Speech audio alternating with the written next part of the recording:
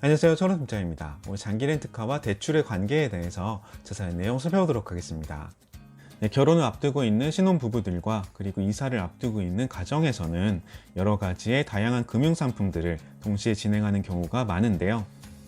네, 다만 위와 같은 대출들과 장기 렌트를 동시에 진행을 할 계획이라면 우선순위를 명확히 정해 두어야만 차질 없는 금융상품의 이용이 가능합니다. 네, 그렇다면 어떤 기준으로 우선순위를 정해야 할까요? 네, 지금부터 바로 알아보도록 하겠습니다. 네, 금융상품 우선순위 공동 1위는 신차 장기 렌트카입니다. 네, 신차 장기 렌트카라는 상품은 대여의 개념을 가진 차량 운용법으로서 이용자의 신용과 금융 한도를 차감하지 않는다는 특징을 가지고 있는데요. 다만 차량의 출고 이전까지는 신용대출이나 주담대를 받지 않도록 꼭 주의를 해주셔야만 합니다.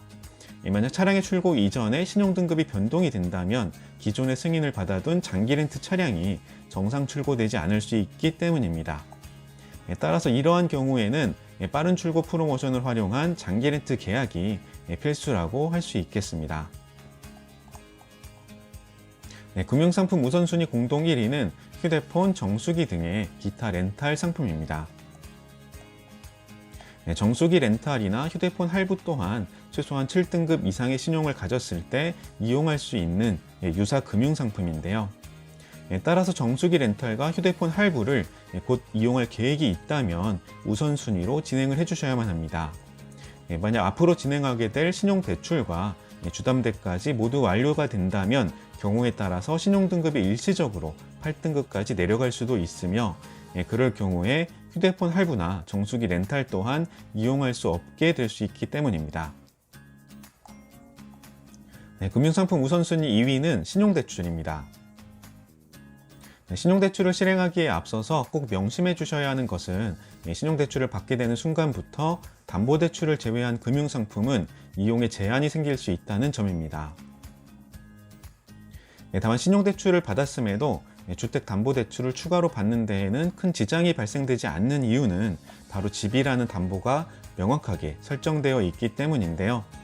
물론 신용대출의 금액이 너무 큰 경우에는 주담대 이용에도 영향을 줄 수가 있으므로 전문가와의 상담이 꼭 필요하다고 할 수 있겠습니다.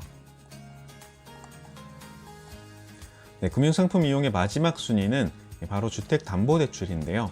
여러 가지 금융상품들을 신청한 뒤에 최후에 실행을 해주신다 하더라도 진행에 크게 무리가 없는 금융상품이 바로 담보대출이라고 할 수 있습니다. 다만 앞서서 설명을 드린 것처럼 신용대출로 큰 금액을 받게 되거나 혹은 현재 신용등급이 6등급 전후로서 높지 않은 편에 해당이 된다면 금융 전문가의 상담을 통해서 우선순위를 명확하게 해주시기를 바랍니다. 오늘 안내해드린 금융상품별 우선순위는 결국 신용도를 크게 하락시키는 신용대출에 그 포커스를 맞추어서 기준점을 정했다 해도 과언은 아닌데요. 따라서 가급적 신용대출을 받지 않고 정부 지원 대출을 활용하는 쪽으로 금융설계를 꼼꼼하게 해주는 것은 그 무엇보다도 중요하다고 할 수 있으며 신용대출은 가급적 최후의 수단으로만 활용해 주시기를 권장해 드립니다.